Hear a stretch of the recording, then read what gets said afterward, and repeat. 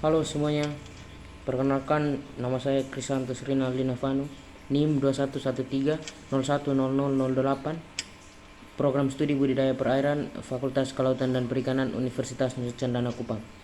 Baik, pada kesempatan kali ini saya akan menjawab soal-soal mata kuliah Bahasa Indonesia sebagai nilai UTS. Soal yang pertama, implementasi kedudukan bahasa-bahasa di Indonesia sama sekali tidak berurutan. Bahasa Indonesia yang pada kedudukannya berada paling pertama justru jarang diaktualisasikan. Realitanya, banyak generasi muda cenderung menggunakan bahasa asing dalam berkomunikasi resmi setiap kesempatannya.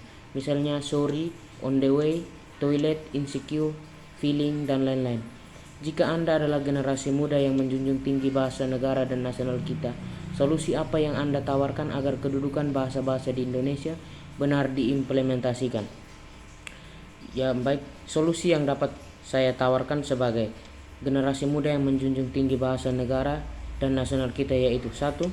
Bahasa sebagai bahasa negara, yaitu penggunaan bahasa Indonesia dalam upacara-upacara resmi. Contohnya, upacara pada tanggal 17 Agustus dan upacara bendera pada hari Senin, kita wajib menggunakan bahasa Indonesia. Yang kedua, bahasa Indonesia sebagai bahasa nasional. Kita sebagai generasi muda harus menjunjung tinggi bahasa Indonesia karena bahasa Indonesia merupakan bahasa nasional dalam peranannya sebagai sarana penghubung antar daerah dan antar budaya. Bahasa Indonesia juga merupakan lambang kebanggaan dan lambang harga diri bangsa Indonesia yang mempunyai fungsi untuk mencerminkan nilai-nilai sosial budaya, nilai-nilai harga diri dan martabat bangsa Indonesia. Jadi menurut saya, dalam kehidupan sehari-hari kita harus menggunakan bahasa Indonesia. Menggunakan bahasa Indonesia yang baik dan benar. Memang pada era sekarang banyak orang yang terpengaruh dengan bahasa asing, khususnya bahasa Inggris. Tetapi menurut saya penggunaan bahasa asing juga penting karena merupakan bahasa internasional. Tetapi kita harus memperhatikan konteks berbicara, yaitu dengan siapa kita berbicara, kapan, di mana, dalam situasi apa, dan apa tujuan pembicaraannya. Pertanyaan yang kedua, ragam bahasa merujuk pada konteks, yaitu Anda berbicara dengan siapa, di mana, kapan, dalam situasi apa, dan apa tujuan pembicaraannya. Dengan demikian, ragam bahasa bersifat fleksibel, namun tidak menutup kemungkinan bahwa masih ada kekeliruan dalam mengaktualisasikan ragam bahasa. Apa yang Anda akan lakukan jika Anda berada bersama lawan bicara yang keliru menerapkan ragam bahasa saat berkomunikasi dengan Anda? Jika pernyataan Anda ternyata direspon dengan sok pintar, apa pembelaanmu yang tidak menyinggung perasaan lawan bicaramu? Yang akan saya lakukan apabila masih ada kekeliruan dalam mengaktualisasikan ragam bahasa, yaitu mencoba memberikan pernyataan saya dengan kalimat yang sederhana dan mudah dipahami. Dan juga kita harus memperhatikan konteks berbicara. Dengan siapa kita berbicara, kapan, di mana, dalam situasi apa, dan apa tujuan pembicaraannya. Yang kedua, apabila lawan bicara kita sok pintar, apa pembelaan yang harus kita lakukan agar kita tidak menyinggung perasaan lawan bicara kita? Yang harus kita lakukan yaitu membiarkan lawan bicara kita yang sok pintar itu berbicara dulu sampai selesai, lalu kita tanyakan apa poin utama dari hal yang ia sampaikan itu. Dan apabila yang ia sampaikan tidak sesuai dengan pernyataan kita, maka kita harus menjelaskan ulang dengan kalimat yang lebih sederhana dan mudah dipahami. Yang pertanyaan yang ketiga, kesalahan penulisan atau pengetikan dalam bahasa Indonesia tidak diterima sebagai bentuk kekeliruan tetapi keterlaluan. Misalnya, Anda mengetik kata malam tetapi yang Anda ketik makam. Perbedaan satu huruf mengakibatkan terjadinya perbedaan makna. Dalam bahasa Indonesia, perbedaan bentuk selalu berimplikasi pada perbedaan makna. Apa yang akan Anda jelaskan jika Anda berbicara Anda diberikan sebuah teks bacaan yang sebagian kata-katanya tidak diketik atau ditulis secara benar? Kemudian apa yang akan Anda sarankan sebagai acuan penulisan atau pengetikan setelahnya? Apabila saya diberikan sebuah teks bacaan yang sebagian kata-katanya tidak ditulis atau diketik dengan benar, maka hal yang pertama yang akan saya lakukan yaitu membaca teks tersebut secara berulang agar kita dapat memahami isi teks. Apabila kita sudah memahami isi teks tersebut, maka kita bisa mengubah kata-kata yang salah menjadi benar sesuai dengan isi teks. Dan saya juga menyarankan agar dalam penulisan selanjutnya perlu diperhatikan pada saat pengetikan atau penulisan. Dan kita juga harus mempertimbangkan kata-kata yang salah agar diperbaiki, tetapi kita juga harus menyesuaikan dengan isi kalimat agar dalam proses pengubahan itu tidak terjadi kesalahan yang sama. Soal yang keempat, carilah dan tulislah paling kurang 15 kata yang salah kemudian ubahlah menjadi benar yang disertai dengan alasannya.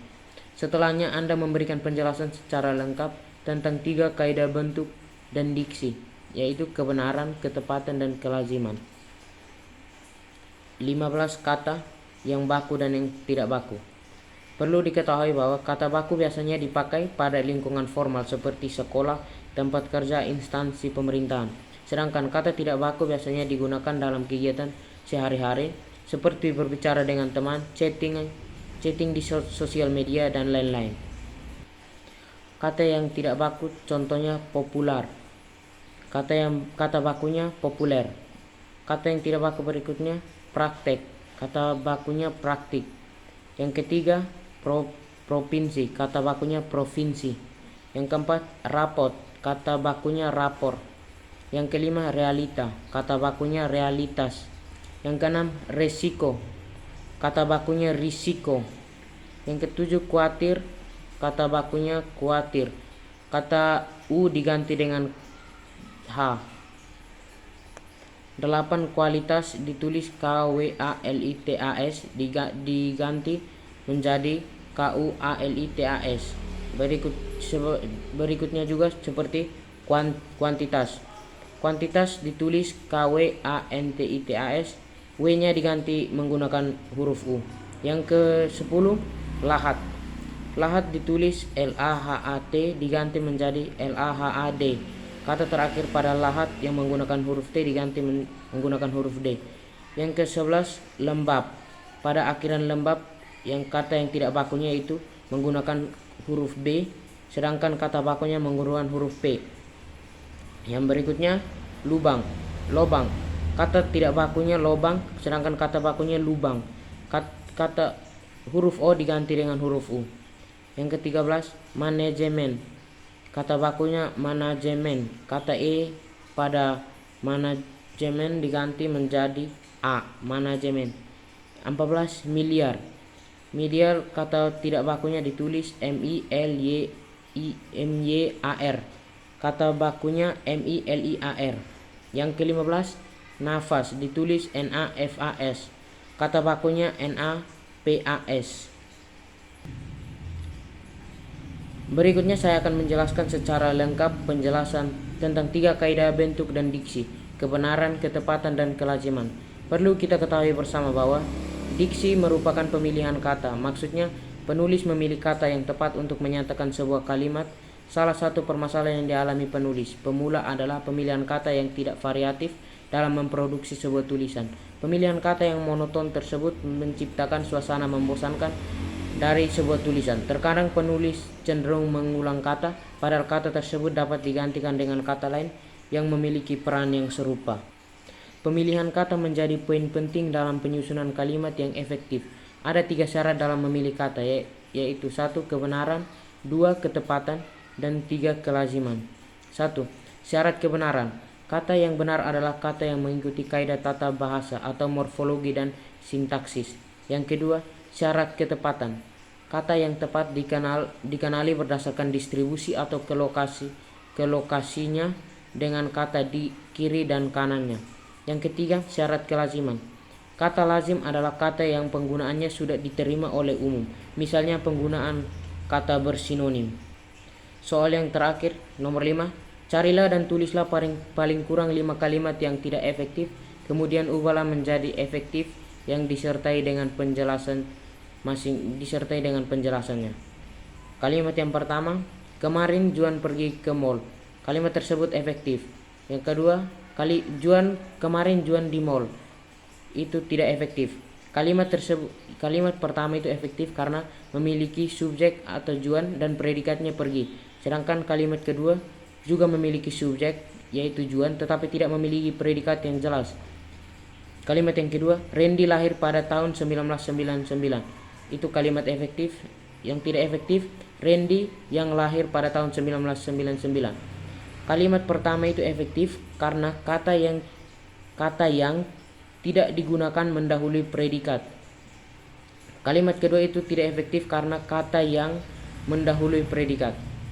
Kalimat yang ketiga, Dus membeli 2 buah roti untuk adiknya, itu efektif. Sedangkan Dus membeli 2 buah roti adiknya tidak efektif. Kalimat pertama efektif karena mempunyai kepaduan, yaitu kata untuk. Dus membelikan 2 buah roti untuk adiknya. Sedangkan kalimat kedua tidak mempunyai kepaduan karena menghilangkan kata untuk.